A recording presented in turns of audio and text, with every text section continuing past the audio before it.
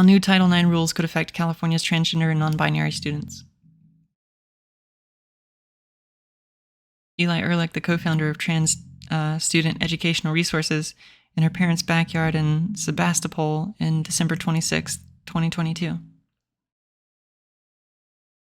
New Title IX rules barring gender discrimination could put more responsibility on colleges to protect transgender and non-binary students, but those students say creating welcoming campuses will require more than just policy. It took Xander nearly a decade to try community college again. The incoming American River College student first attempted higher education in North Carolina in 2013, but navigating campus as a man who is transgender was a nightmare, said Xander, who's now 30, and asked to use his first name only because he did not want to publicly reveal that he is trans. In the classroom, he said people refused to call him Xander, classmates misgendered him, dead-named him, using his former name from before he transitioned, and told him he was in the wrong bathroom. He never knew when a confrontation might escalate to violence. Eventually, he said, he began living a double life, taking on different personas inside and outside the school walls. I was out to my friends, but at school I gave up with letting people dead-name me and misgender me, like it wasn't worth the fight anymore, Xander said, and it wasn't worth the risk. Xander's experiences mirror those of other transgender students in the U.S. According to an April survey by the Williams Institute, a think tank at the UCLA School of Law, more than a third of transgender people report experiencing bullying or harassment in college. President Joe Biden's administration aims to protect students who identify as transgender and non-binary from discrimination under new laws proposed in June, and now making their way through the Education Department's lengthy rulemaking process. If finalized, the changes to Title IX, the 50-year-old civil rights law, would clarify that its ban on discrimination on the basis of sex extends to sexual orientation and gender identity. So what impact will the expanded protections have on college campuses in California, a state that already passed laws barring discrimination based on gender identity and gender expression? Legally, not so much, say civil rights lawyers, but the proposed guidelines will remove ambiguity about what Title IX covers and put more responsibility on schools to address discrimination, they say. Students and college employees who advocate for LGBTQ rights told the CalMatters College Journalism Network that, while they applaud the change in federal policy, campuses must go beyond the letter of the law to ensure that they are safe and welcoming places for transgender and non-binary people to learn. What we see is that queer and trans students generally feel less welcome on their college campuses and more concerned about their physical safety, but also their emotional safety, said Emily Mitchell, Dean of Social and Behavioral Sciences at Cosumnes River College and co-organizer of an annual LGBTQ+ summit for the state's community colleges. Are they going to be mistreated in a classroom? Is their identity going to be a class topic for debate? The new rules are reassuring, she said, because they give a lot less wiggle room to people who might want to behave in really destructive ways toward the queer and trans community. Among other changes, the guidelines require colleges to monitor their campuses for gender discrimination and take prompt and effective action to fix it, stronger language than the previous requirement to not be deliberately indifferent.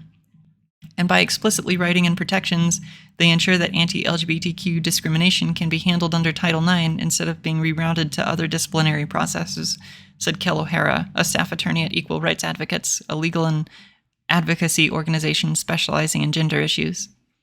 The new rules could also lead the Federal Department of Education's Office of Civil Rights to investigate more gender discrimination complaints against schools, said Carly Mee, a civil rights attorney at Trister, Ross, Shadler & Gold, PLLC. It's important to have an external mechanism where you can go and file that complaint and say, my school is not protecting my rights, she added. That will be a big deal for trans and non-binary students. The Education Department has already issued informal guidance saying that Title IX protections apply to gender and sexual orientation, but a federal judge in July temporarily blocked the department from enforcing that interpretation in 20 states that sued, saying the advice conflicted with anti-trans laws that they had already passed. Controversy has erupted in a number of states over whether transgender students should be allowed to participate on sports teams that correspond with their gender identity. The Biden administration said it will issue a separate Title IX rule specifically addressing athletics. Attorneys with the conservative Pacific Legal Foundation argued in a September op-ed in The Hill that the new rules would pose a severe threat to free speech by censoring viewpoints such as that of a professor who declines to use a student's preferred pronoun because of her religious beliefs.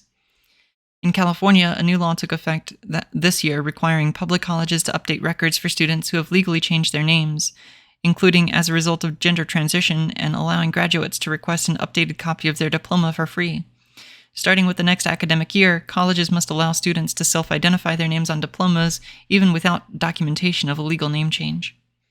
The state's public university systems say they are reviewing the impact the Title IX changes could have for their respective campuses, with University of California spokesperson Stet Holbrook saying they represent a great movement over the regulations issued by the previous administration in 2020, many of which UC opposed.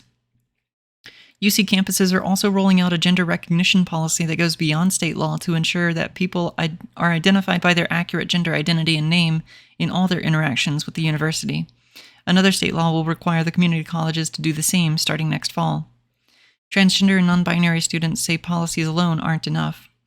While on paper, trans students are certainly protected in our schools, we don't always experience that, said Eli Ehrlich, a doctoral student at UC Santa Cruz who co-founded Trans Student Educational Resources, a national organization led by trans youth.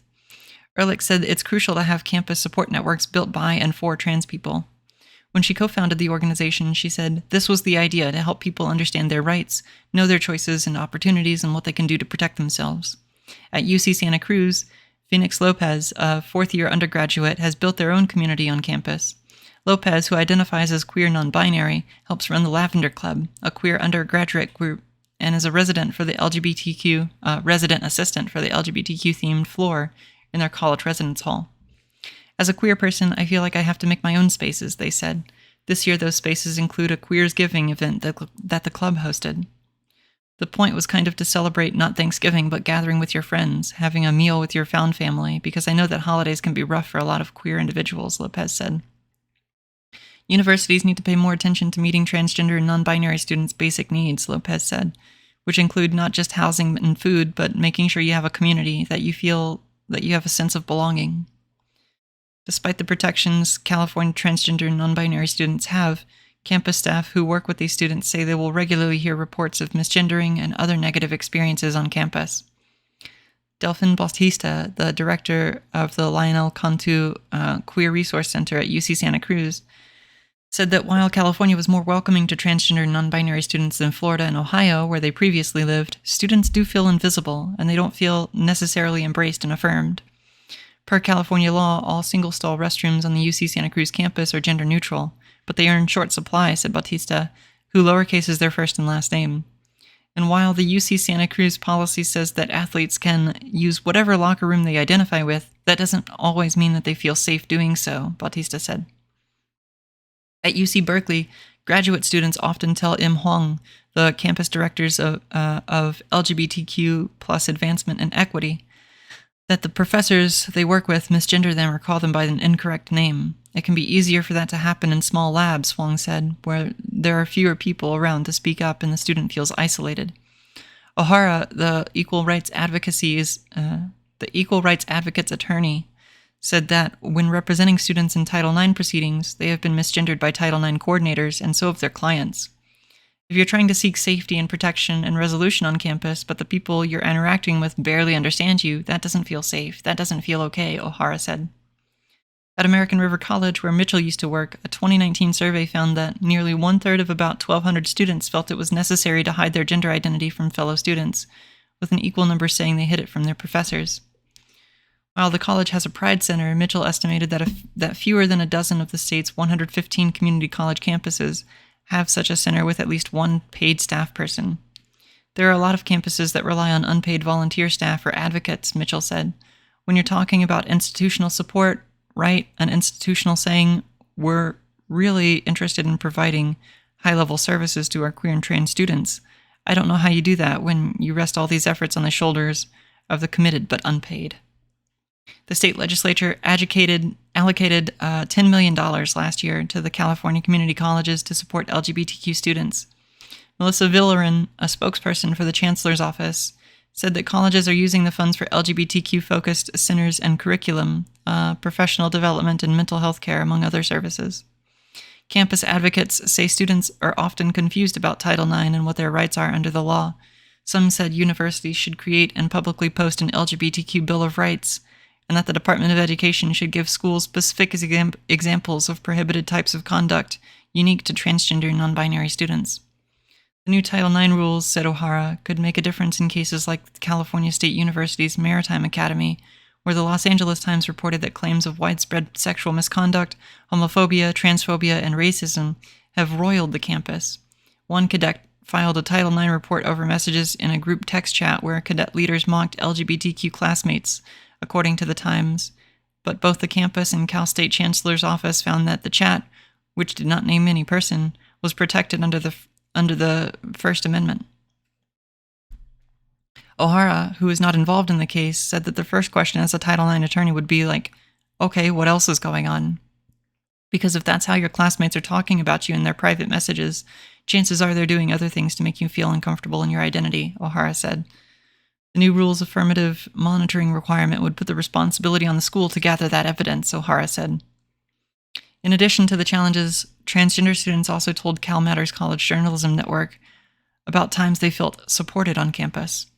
Ehrlich, who received her bachelor's degree from Pitzer College, said that there were a lot more resources there, and later at UC Santa Cruz, than in her hometown of Mendocino County. She found student groups that helped her thrive and learn in an academic environment that also incorporated queer and trans people, she said. As Xander navigates the enrollment process at American River College, he said staff never mentioned his former name out loud if it appears in legal documents.